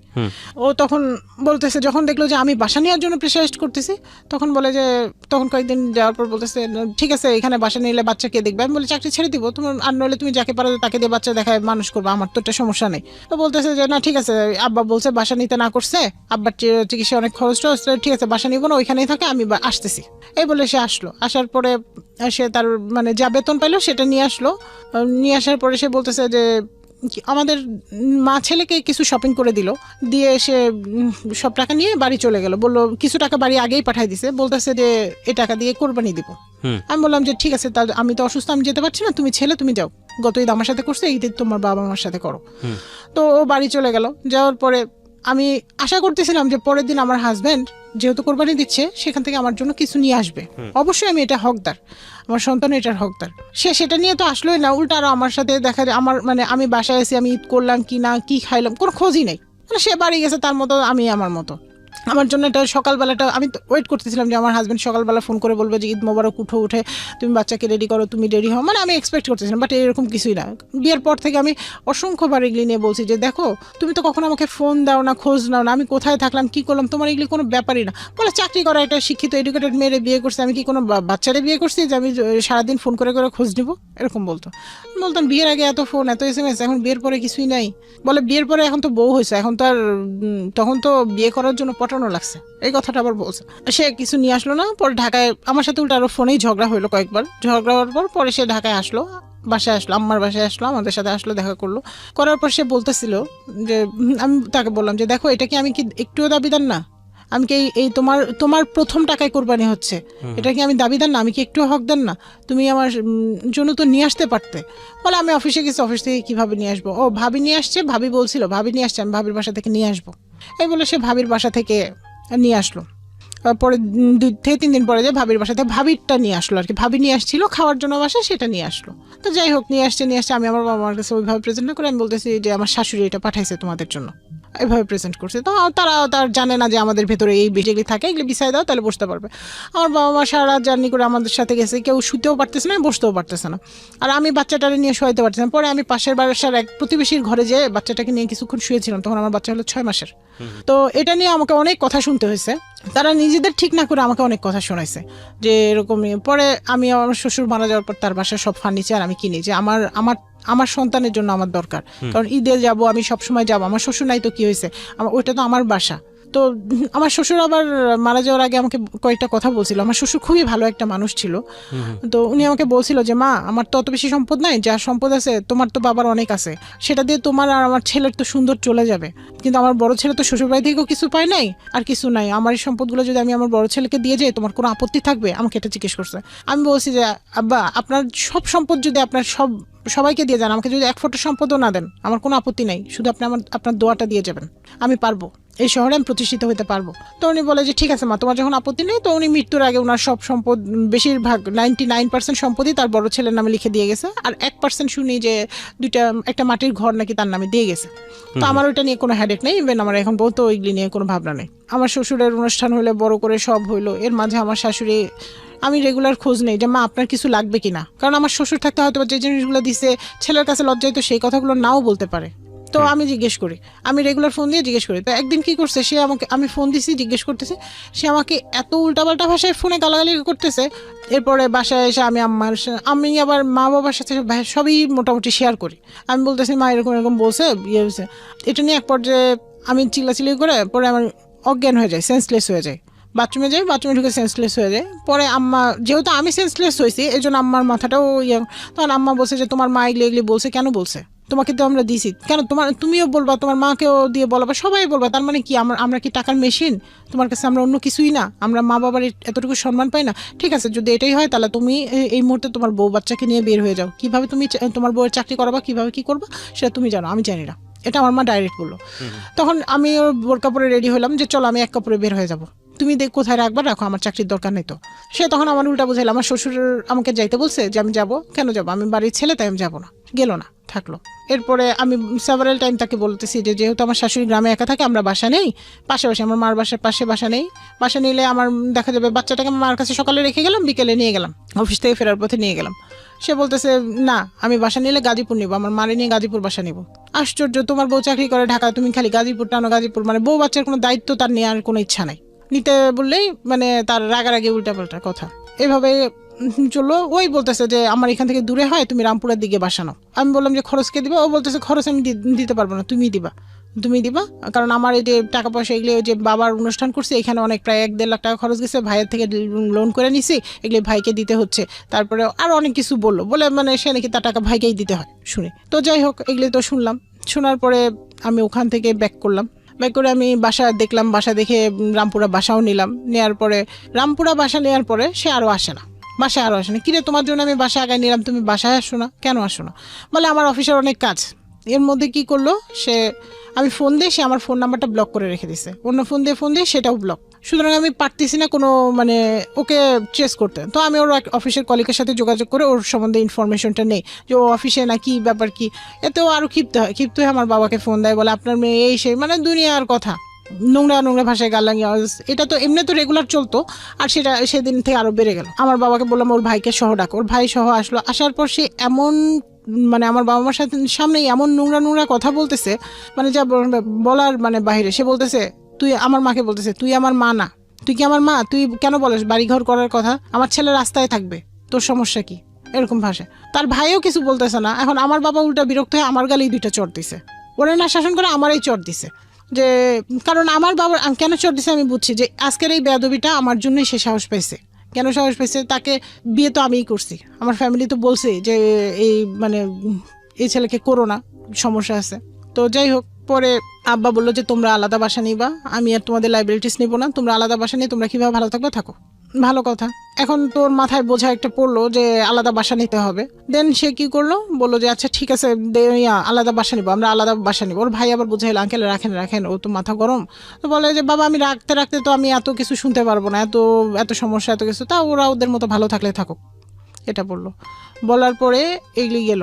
এরপরে আসলো, ওইটা ছিল, ও কি করলো, একদম ওই ঝগড়া করে ব্যাগ গুছাই নিয়ে একবারে হোস্টেলে যেয়ে উঠলো। ওর বসের কাছে আমি ফোন দিলাম, দিয়ে বললাম যে স্যার এই ব্যাপার দেখেন তো, ওকে একটু বুঝাইতে পারেন কিনা। তো বলতেছে যে আচ্ছা ঠিক আছে তোমরা আলাদা বাসা নাও। উনি আবার পরামর্শ দিল যে তোমরা আলাদা বাসা নাও, নিলে দেখবা সব ঠিক হয়ে গেছে। তা আমিও চিন্তা করলাম যে আলাদা বাসাই নেই। বাসায় পরে স্যার বোঝানোর পরও বাসায় আসলো। আসার পর 2-1 দিন আমার সাথে ভালো, খুব মানে ভালোই ব্যবহারটা খারাপ না। তখন আমি বললাম যে তোমার জন্য একটা নিউজ আছে। বলতেছে কি? আমি বলি যে সম্ভবত আমি প্রেগনেন্ট, এটা বলছে। বলার পরে ঠিক আছে তাহলে বাচ্চা নেই। এরপরে একদিন কি করছে, আমার পাশে শুয়ে আছে, সে শুয়ে থেকে অন্য মেয়ের সাথে মেসেজিং করতেছে। সেটা আমি সকালবেলা তার মোবাইল করে ট্রেস করে ধরতে পারি। মেসেজিংয়ে লেখা তুমি খুব দেখতে কিউটি, তারপরে মানে সে আমার কাছ থেকে তো যা পাওয়ার পাইছে, এখন সে অন্য মেয়েদের ইমপ্রেস করার চেষ্টা করতেছে, যদি আবার অন্য কোনো নতুন মেয়ে এখন পটাইতে এসে পারে। তো পরে এই মেসেজটা আমার সকালবেলা আমি মেসেজটা ধরে ফেলছি এবং মেসেজের স্ক্রিনশটগুলো নিয়ে আমার মোবাইলে আমি ট্রান্সফার করে নিছি। এটা নিয়ে দুজনের মধ্যে তুমুল ঝগড়ার পরে ও বাসা থেকে বের হয়ে গেছে। তোমার সাথে আর থাকবে না, তোমাকে আমি ডিভোর্স দেবো। তুমি আমাকে কিচ্ছু দাও নেই, সারা জীবন খালি জ্বালাইছো, আর তোমাকে আমি ডিভোর্স দেবো।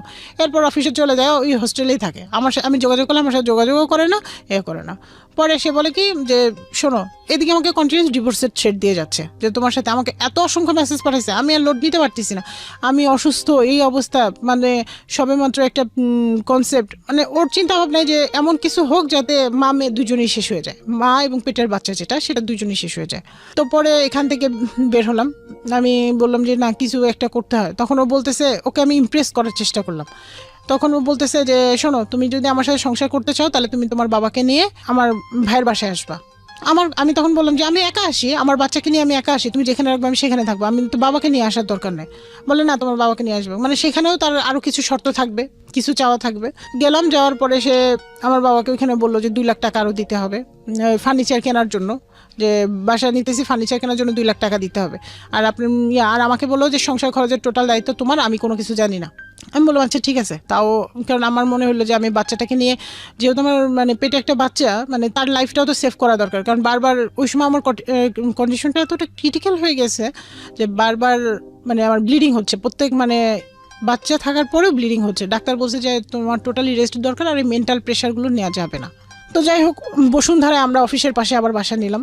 আমার অফিসের পাশে বাসা নেওয়ার পর আমার বড় ছেলেটাকে কেউ রাখে না, আমাকে সাথে করে অফিস নিয়ে যেতে হয়, নইলে ওইখান থেকে এসে রামপুর এসে বাবার বাসায় দিয়ে যেতে হয়। এইভাবে 1 মাস কন্টিনিউ করলাম। করার পর অফিস থেকে শোকজ লেটার করলো, ম্যাডাম জানাইলো যে তোমার এরকম তোমার উপর এমডি স্যার নোটিশ করছে, তুমি যদি এইভাবে বাচ্চা নিয়ে অফিস করো, এইভাবে তোমার কাজের হচ্ছে, তোমাকে একটা সামনে আমরা একটা চিঠি দিব, শোকজ লেটার, যেটাকে বলে শোকজ লেটার। তো তুমি এটা থেকে বের হয়ে আসো, বাচ্চাকে নিয়ে এসো না। অফিস বললো? হ্যাঁ, অফিস বললো। অফিস বললো, যেহেতু আমি বাচ্চাকে নিয়ে ওখানে যাই। এটা বলার পরে অফিস থেকে আমি এসে আমি ওকে বললাম, বলে যে আরে তোমার চাকরি থাকলে থাক, না থাকলে না থাক, এর চাকরি নিয়ে আমার টেনশন নাই, এরকম বলতেছে। আমি বলি তাহলে সংসার বলে চলবে, তখনকারটা তখন চলবে। তো ঠিক আছে, আমি এখন তাহলে এখানে আর থাকবো না, তুমি যদি আমার বাবার বাসার পাশে বাসা নাও, আমি তোমার কখনো বাবার বাসায় যেতে হবে না, আমি বাচ্চাটাকে দিয়ে আসবো, নিয়ে আসবো, আমি এই লোডটা নিতে পারতেছি না। পরে সে কি বুঝলো না বুঝলো, সে নিল। এরপরে বললাম আচ্ছা ঠিক আছে। এর মাঝে তার ভাই 6 লাখ টাকা দিয়ে গাড়ি কিনলো। আমি চিন্তা করলাম এই টাকাটা কোথায় পাইলো। এক্স্যাক্টলি আমারও প্রশ্ন তাই। হ্যাঁ, এই 6 লাখ টাকা কোথায় পাইলো? তার ভাই সংসার খরচ দেয় না, সেই বিষয়ে শাসন করে না, কিছুই করে না, অথচ 6 লাখ টাকা দিয়ে তার ভাই গাড়ি কিনলো। শেয়ারে কিনছে, সে বলে যে শেয়ারে কিনছে আরেকজনের সাথে। তো যাই হোক, দেখতাম যে ভাবির মানে আমার চেয়ে ভাবির খোঁজটা অনেক বেশি নেওয়া হতো, যে কোনো প্রতিদিন মানে রেগুলার ভাবিকে ফোন, ভাবির বাচ্চার খবর, ভাবির খবর, ভাবি কোনো টাকা পয়সা লাগবে কিনা সেটা মানে সেটা জিজ্ঞেস করা সব। কিন্তু আমার কিছু লাগবে কিনা বা আমার কোনো কিছু প্রয়োজন কিনা কোনোদিন জিজ্ঞেসও করে না। আমার এই বিষয়গুলো খুব দৃষ্টিকটু লাগলো। কিরে আমাকে জিজ্ঞেস করে না, আমাকে না জানায় তার ভাইয়ের বাসায় যায়, তার ভাইয়ের অ্যাবসেন্সে তার ভাবির সাথে গল্প করে আসে, বাট সে এইগুলি বিষয়ে কিছুই জানে না। আমি তার বিভিন্ন মোবাইল থেকে বিভিন্নভাবে ট্রেস করতে পারি। তো যেহেতু এই মেয়ের বিষয়টা নিয়ে আমার আরও মানে কনফিউশনটা ক্লিয়ার হয়ে গেল। পরে সে কী করলো, তার মোবাইলে ডাবল পাসওয়ার্ড দিয়ে রাখলো, যাতে তার মোবাইল আমি আর কোনোভাবে ধরতেই না পারি, ইভেন কল আসলেও রিসিভ করতে না পারি। যাক, যেহেতু আমার বাচ্চা পেটে, আমি এগুলি নিয়ে আর অশান্তি না বাড়াই। এভাবেই মানে চলতে চলতে রমজান মাসে সে আমারে বললো যে ল্যাপটপ কেনার জন্য একটা টাকা দিতে হবে। এই বলে সে ল্যাপটপের জন্য টাকা চাইলো। তখন আমি এটা নিয়ে, আমার কথা হচ্ছে যে এখন সামনে প্রেগনেন্সি পিরিয়ড, কত টাকা লাগবে জানি না আমরা সিজারিয়ানের ক্ষেত্রে, তো তুমি এগুলি কেন করতেছে বলে না। পরে আমার সাথে ঝগড়া করে আমার বাবারে ফোন দিছে, আপনি আসবেন সেই ইফতারির টাইম, আপনি আসবেন, এসে আপনার মেয়ের সমাধান করে যাবেন, কি করবেন না করবেন আসেন, সামনে এসে বলবো। মানুষ যেখানে ইফতারি করার দাওয়াত দেয় সেখানে সে বিচার করার দাওয়াত দিতেছে।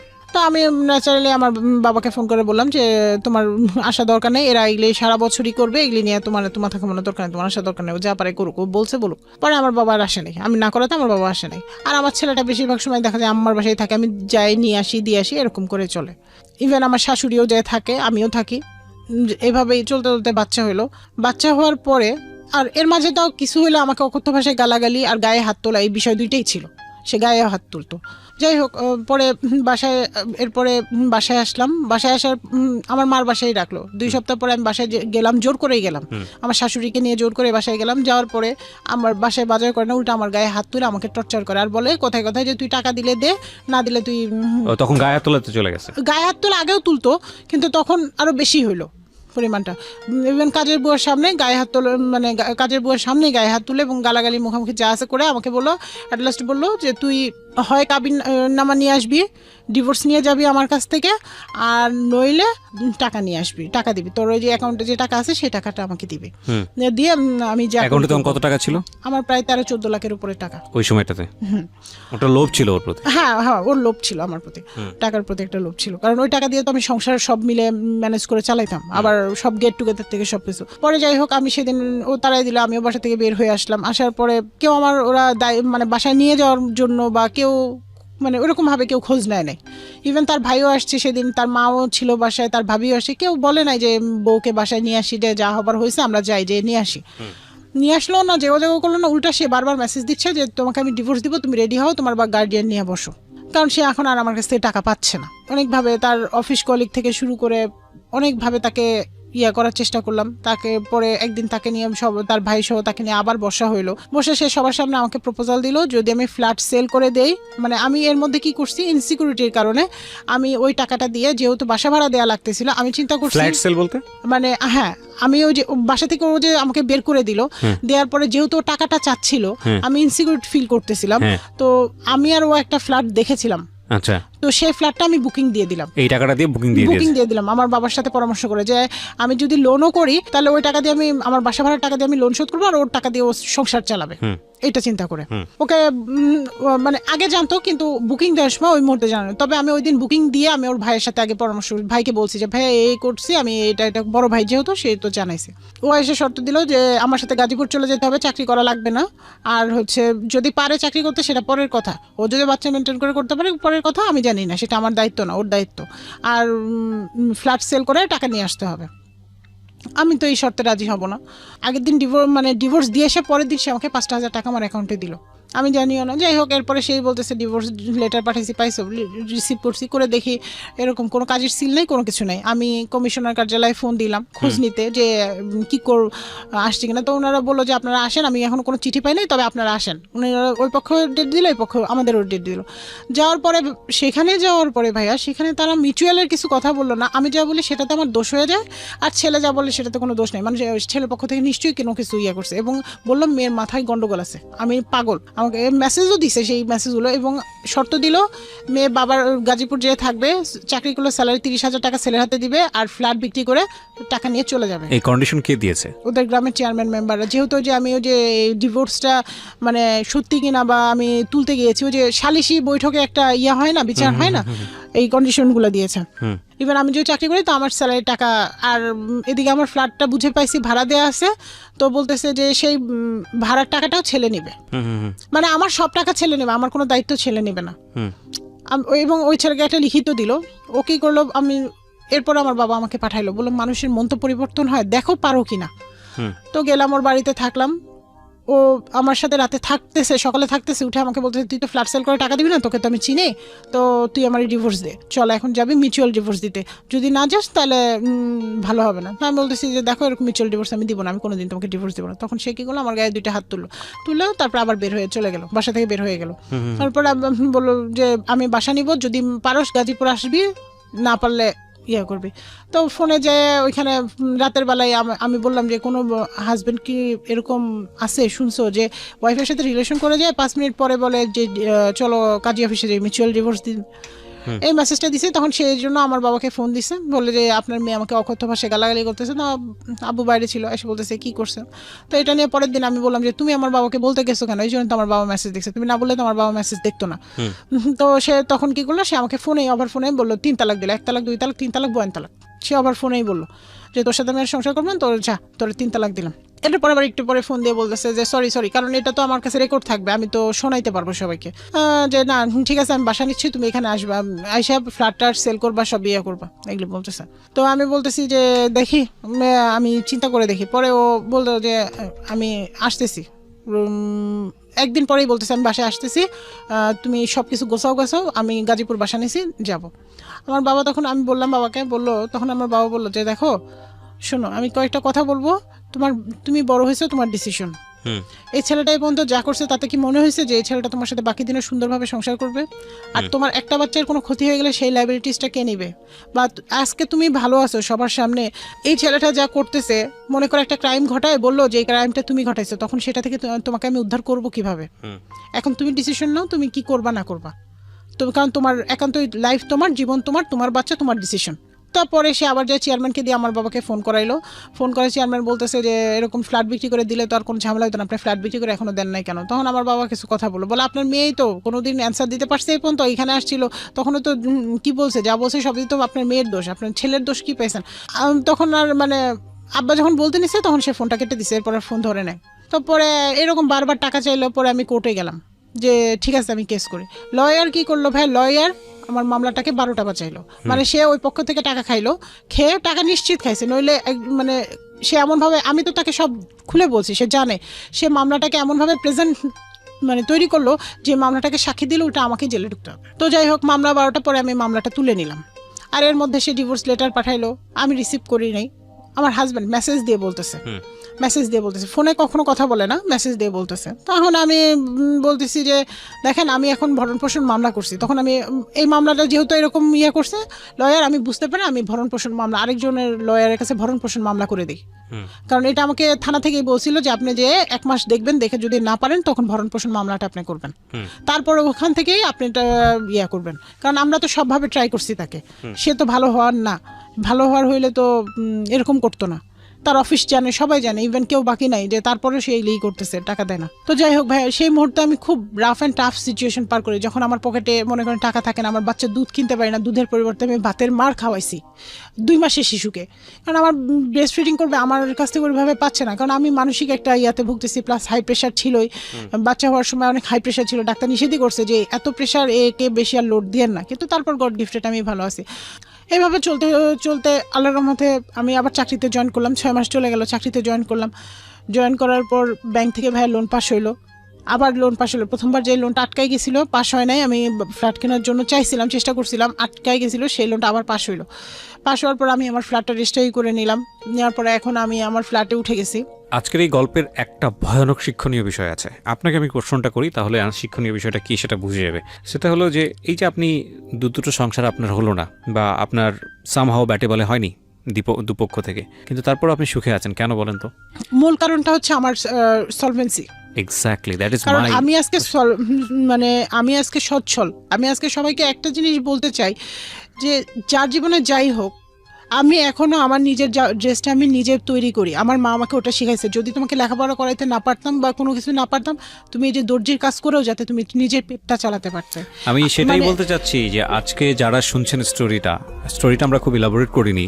আমি রিকোয়েস্ট করতে চাই, পরিবারের সন্তান ছেলে হোক কিংবা মেয়ে হোক, বাবা মায়ের প্রথম এবং প্রধান দায়িত্ব হচ্ছে ছেলে মেয়েকে শিক্ষিত করা, যতটুকু পর্যন্ত শিক্ষিত করলে সে তার নিজের কর্মসংস্থানের ব্যবস্থা করতে পারে। সে চাকরি করুক না, নিজে উদ্যোক্তা হোক বা যেটাই হোক না কেন, যদি সেটা না হয়, সে যদি অন্যের ওপর নির্ভর করে, তাহলে এই শিক্ষার আসলে কোনো ভ্যালু থাকে না এবং এটা তার জীবনে আসলে কোনো কাজে লাগে না, এবং ভয়ঙ্কর রকমভাবে ওনার জীবন অন্যদিকে চলে যেতে পারতো। শুধুমাত্র উনি ওনার লেখাপড়া কোনোভাবেই স্যাক্রিফাইস করেননি এবং জব কোনোভাবে স্যাক্রিফাইস করেননি, যে কারণে আজকে উনি যত কষ্টই থাকবে না কেন, প্রত্যেকটা মানুষের জীবনে আছে, উনি আজকে নিজের পায়ে দাঁড়িয়ে যত সংকীর্ণ অবস্থায় হোক না কেন, উনি হাসতে পারেন।